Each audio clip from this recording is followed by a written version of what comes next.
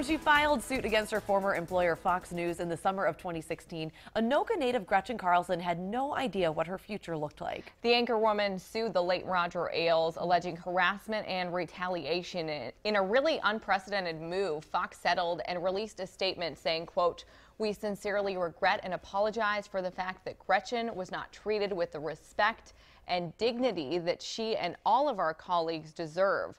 Now, a lot has changed not only for Carlson since then, but for women in the workplace. Carlson was in town earlier this winter for 2 different leadership seminars, and I can tell you she is just as warm in person as she has appeared on camera for so many years. Since leaving Fox, she released this book called Be Fierce: Stop Harassment and Take Your Power Back. It's how she is using her own experiences to take a lead in the Me Too movement that makes her a Minnesotan to meet.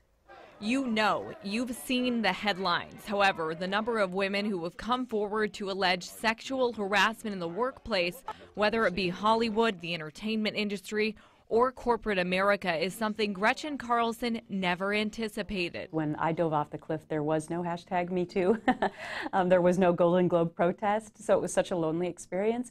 But when I see all of these women collectively coming together now and saying we're not going to take this anymore and enough is enough, wow, then I know what I did made a difference. Since publishing her book, Carlson teamed up with All In Together for her Gretchen Carlson Leadership Initiative. I really look at it as a cultural revolution, and I could have never predicted it. With a recent stop in the Twin Cities, this year-long program is designed to bring leadership and advocacy training to underserved women, with a special focus on empowering women who have experienced gender-based violence, discrimination, or harassment. Carlson isn't just focusing on leading women, but men too. Sexual harassment isn't a woman's problem. It's predominantly a man's problem.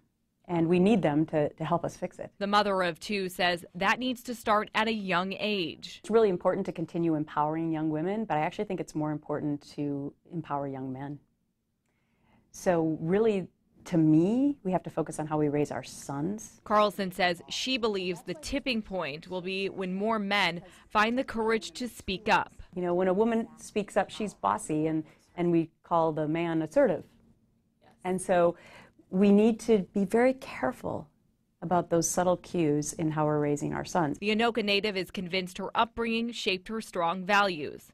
Carlson calls bringing her kids back to Minnesota every year a high priority. I talk up Minnesota all the time. I mean, I call it my Midwestern sensibilities. And my husband and I believe that it is the most important thing we can teach our children. The former Miss America 1989 is hoping to use her Minnesota nice attitude as she takes on her latest role, chairwoman of Miss America's board of directors. If there's been one thing consistent in my life, it's been that if there's a challenge in front of me, I usually go for it. Not that I have all the time in the world to be taking this on right now, but I really look at bringing Miss America into more relevancy. We already have a great foundation. It's about scholarship and talent and smart women, but we need to improve our messaging. Carlson says she plans to make, quote, some major changes to the Miss America organization to make it relevant for 2018 and beyond and bring it into this century. But her first order of business will be recruiting a board. It is a volunteer position, so she's not getting paid to do it. There have been some rumors that she would maybe consider running for office.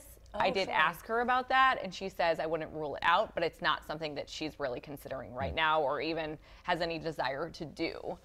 I think she makes a great point there about the way we raise boys. And there's often this idea that little girls are fragile and need to be protected, and oh, boys will be boys. But just the idea that, no, you need to be responsible too, not just not being a bad kid, but also calling out bad behavior when you see it.